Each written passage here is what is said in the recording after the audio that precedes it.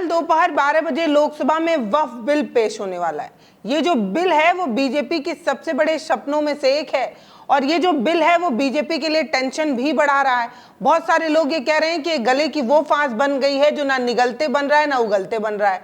अब इस वीडियो में आप ये जानेंगे कि बीजेपी चाहे कि ये बिल पास हो या ना हो, लेकिन बीजेपी ये जरूर चाहती है कि इस बिल पर चर्चा बनी रहे। ये बिल पास ना हो तो भी बीजेपी की बल्ले बल्ले है और पास हो जाए तब भी बल्ले बल्ले है। लेकिन सबसे बड़ी परेशानी क्या है ये आपको बताती हूँ। दरअसल चंद्रबाबू नायडू और नीतीश कुमार ये दो बैसाखी हैं जिसके सहारे बीजेपी सरकार में है, एनडीए सत्ता में है। लेकिन ये दोनों लोग ऐसे हैं जो सस्पेंस बना कर रखे हैं और यही सस्पेंस बीजेपी के लिए टेंशन बना हुआ है। ना तो चंद्रबाबू नायडू ये साफ कर रहे हैं कि वो बिल के पक्ष में है, ना तो नीतीश कुमार ये साफ कर रहे हैं कि वो बिल के पक्ष में है। कल बिल पेश होना है लेकिन आज रात तक भी ये साफ नहीं हो रहा है कि ये दोनों लोग करने क्या वाले हैं। कभी हाँ कहते हैं, कभी ना कहते हैं, कभी चुप हो जाते हैं और इनकी ये जो चुप्पी है वो एक ऐसे सस्पेंस को क्रिएट कर रहा है जो बीजेपी के लिए बड़ी टेंशन है। मतलब ये बिल बीजेपी इसलिए भी चाहती है कि पास हो जाए ताकि एक नज़ीर पेश हो पाए, लेकिन बार बार ये कहा जा रहा है कि उतनी तो बीजेपी के पास सीटें नहीं हैं या उतनी तो बीजेपी के पास ताकत नहीं है कि वो लोकसभा में ये बिल पास करा पाए। बिल पास कराने के लिए उन्हें कई लोगों का साथ चाहिए और सबसे बड़ा साथ तो चंद्रबाबू नायडू और नीतीश कुमार का चाहिए। अब नीतीश कुमार साथ क्यों नहीं दे पा रहे हैं, तो नीतीश कुमार की पिछली कुछ वीडियोस और फोटोज जो सामने आई हैं उसमें जाली वाली टोपी पहने नीतीश कुमार मुस्लिम समुदाय के साथ दावत काटते भी नजर आए थे और मुस्लिम समाज को अपने पक्ष में करने के लिए नीतीश कुमार हर संभव कोशिश कर रहे हैं। करे भी क्यों ना। इस साल बिहार में विधानसभा चुनाव हैं और इस चुनाव में मुस्लिम पक्ष का नीतीश कुमार के साथ आना बेहद जरूरी भी है। ऐसे भी बीजेपी चाहती है कि नीतीश कुमार कम से कम सीटें लाएं और नीतीश कुमार को बाय बाय टाटा कर दिया जाए। लेकिन नीतीश कुमार इस चीज़ को भाप चुके हैं कि अगर उनकी कम सीटें आई तो भले ही उनके चेहरे पर बिहार विधानसभा चुनाव लड़ा जाए लेकिन उन्हें मुख्यमंत्री नहीं बनाया जाएगा। इसीलिए नीतीश कुमार जो है वो शाम तक भी नहीं बता पा रहे हैं कि उन्हें वह बोल के साथ जाना है या विरोध में जाना है। अब सबसे बड़ी समस्या ये है नीतीश कुमार को लेकर कि नीतीश कुमार कह रहे हैं कि हम बिल का सपोर्ट कर दें, लेकिन हमने कुछ सुझाव दिए थे, उस सुझाव पर काम हुआ है या नहीं हुआ है ये पहले पता चलेगा, तभी हम जो है वो बिल का सपोर्ट करेंगे या विरोध करेंगे। अब यही आखिरी रात है, अगले दिन सुबह ये बिल पेश भी होना है और उसी दिन पास भी करा लेना है, ये बीजेपी चाहती है। तो बीजेपी दाना फेंक रही है, कभी नीतीश कुमार के सामने फेंक रही है, कभी चंद्रबाबू नायडू के सामने फेंक रही है। लेकिन बिहार विधानसभा चुनाव में नीतीश कुमार भी गच्चा ना खा जाएं, इसीलिए नीतीश कुमार भी फूक फूक कर कदम आगे बढ़ रहे हैं। नीतीश कुमार और उनके पार्टी के कई नेताओं ने इस बिल का विरोध भी किया है, वहीं कुछ ललन सिंह जैसे नेता हैं जिन्होंने सपोर्ट भी किया है। यानी कि खुद नीतीश कुमार की पार्टी जेडीयू में भी दरार नजर आ रही है। ऐसा ना हो कि इस बिल का पास होना ना होना अलग बात हो, पहले पार्टी में ही फूट पड़ जाए। नीतीश कुमार वो शख्स हैं जो राजनीति में बड़े परिपक्व हैं, बिहार की राजनीति में कम से कम। वो इसलिए इस बिल के पक्ष में अभी कुछ नहीं बोल रहे हैं और उन्होंने चुप्पी साध रखी है क्योंकि वो ये बात समझ रहे हैं कि अभी से उन्होंने कुछ भी कहा तो या तो उनको चुनाव में नुकसान पहुंचा सकता है या उनका जो एनडीए में नुकसान है वो हो सकता है। अब अगर नीतीश कुमार एनडीए को ये कह दें कि हम आपका बिल में सपोर्ट नहीं करेंगे तो मुख्यमंत्री की कुर्सी खिसक जाएगी और कहीं ना कहीं जो इंडिया गठबंधन है उसे एक राहत मिल सकती है।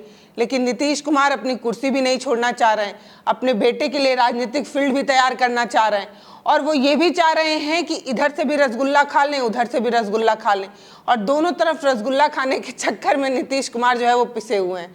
अब चंद्रबाबू नायडू की तरफ चलते हैं।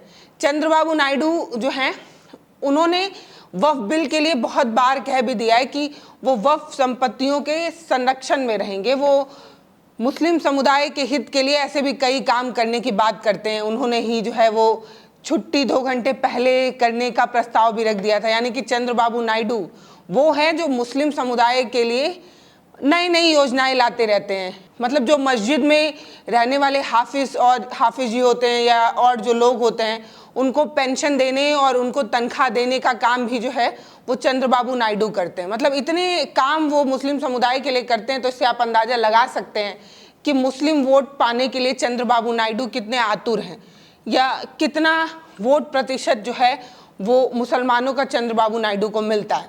ऐसे में चंद्रबाबू नायडू ने भी चुप्पी साध रखी है, वो भी नहीं कुछ कह रहे हैं कि वो वक्फ बिल के साथ होंगे या विरोध में होंगे।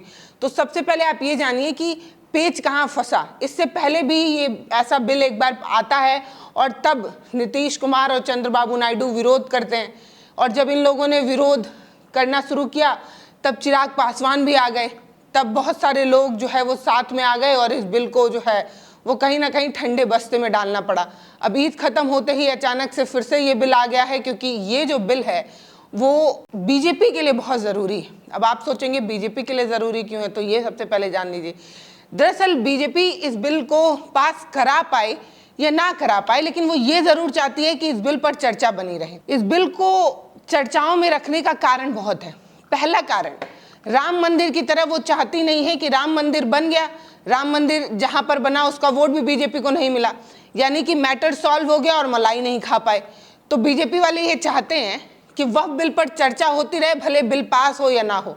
जब वक्फ बिल पर चर्चा होती है तब हिंदू संगठन या हिंदू समाज के लोग जो है वो कहीं ना कहीं बीजेपी से जुड़ाव महसूस करते हैं, और यही बीजेपी चाहती है। आप सभी को पता है कि बिहार में चुनाव है, उसके बाद बंगाल में चुनाव है, उसके बाद उत्तर प्रदेश में भी चुनाव आने वाला है, और इन 3 महत्वपूर्ण राज्यों में चुनाव का मुद्दा जो है वो वक्फ बिल से जुड़ा होगा, ऐसा अनुमान लगाया जा रहा है। इतना भी आसान नहीं है बीजेपी के लिए ये बिल पास करा पाना, क्योंकि बीजेपी के पास कुल 240 सीटें हैं, और अगर वो चाहती है कि ये बिल पास हो जाए तो कम से कम 272 सांसदों का मोहर लगना जरूरी है। ऐसे में बहुत ज़रूरी है कि बीजेपी अपने सहयोगी दल जैसे चंद्रबाबू नायडू, नीतीश कुमार, चिराग पासवान, इन लोगों को सपोर्ट में करे और इनसे जो है वो अपने पक्ष में मोहर लगवा के ये बिल पास करवा दे।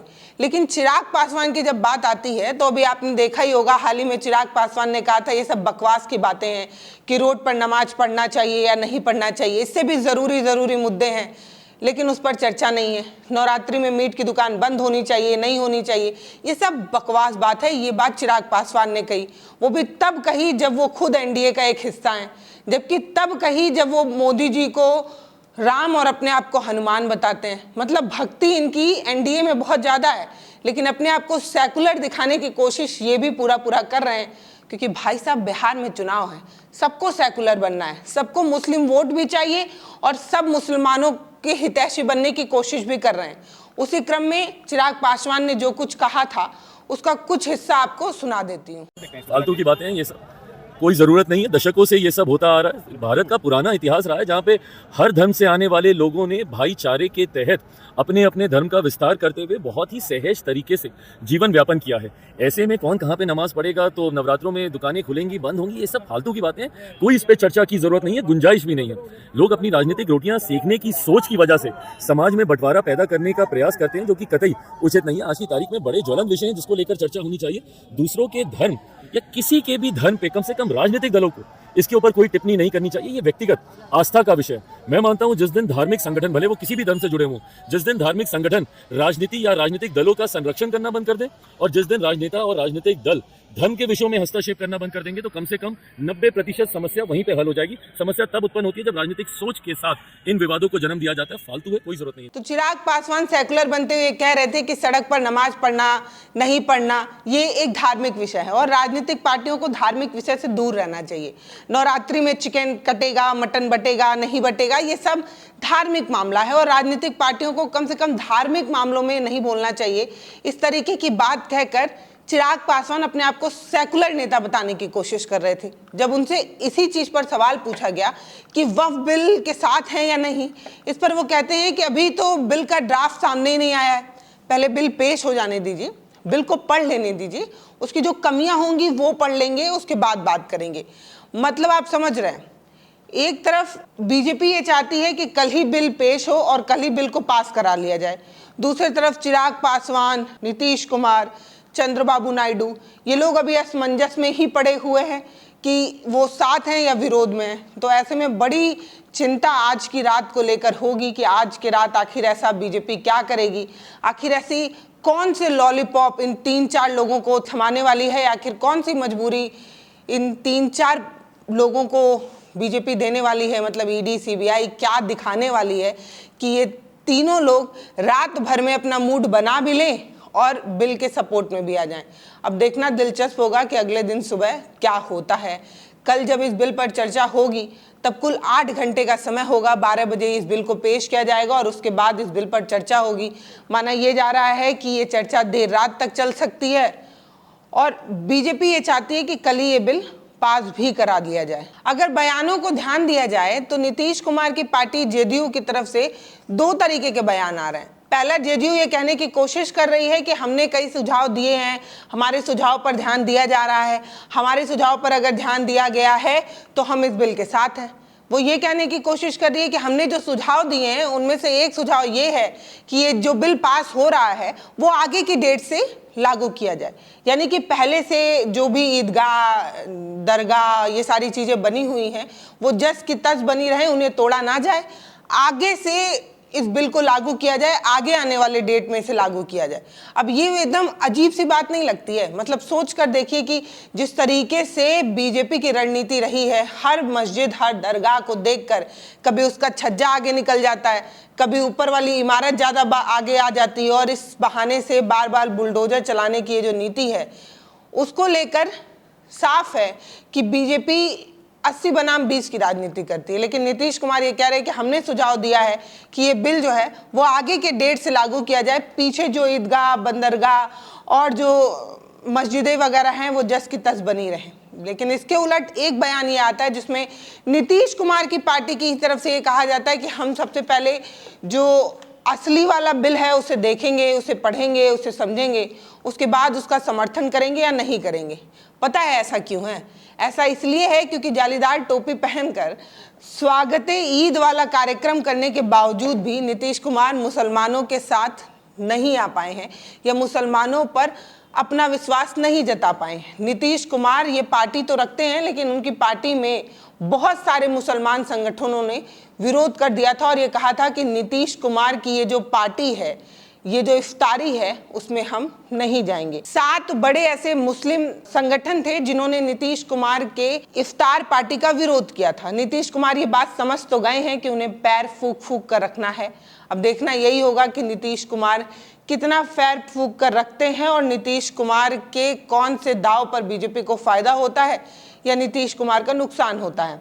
देखना दिलचस्प होगा। आज रात का समय है, कल इस पर हमारी भी नजरें बनी होगी। हम देखेंगे कि कौन सी पार्टी वक्फ बिल के साथ है, कौन सी पार्टी, कौन से नेता इसके विरोध में, और विरोध में है तो क्यों है और साथ में है तो क्यों है। इस सब पर हमारी नजरें बनी रहेंगी। अगर आपको हमारे इस तरीके के कंटेंट पसंद आते हैं तो कमेंट सेक्शन में लिखकर जरूर बताइए। नमस्ते, मैं पल्लवी हूँ, आप भारत एक नई सोच देख रहे हैं। चैनल को सब्सक्राइब कर, वीडियोज को शेयर कर हमारा मनोबल बढ़ाइए। बहुत धन्यवाद।